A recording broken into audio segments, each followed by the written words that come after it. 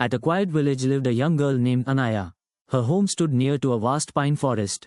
While others feared woods, Anaya felt drawn to its silence. In evening, she walked along a narrow forest path, listening to the wind whisper through the trees. As snowflakes drifted down, she stopped suddenly. A large ash-grey wolf stood ahead of her. Its eyes were calm, not wild. Anaya's heart raced, but the wolf did not move. Anaya started to move away from the wolf, and wolf also started to talk towards her gently. Days passed, and the wolf appeared again and again at the same spot. It never came closer. Slowly, Anaya noticed something troubling. The wolf was injured and limping.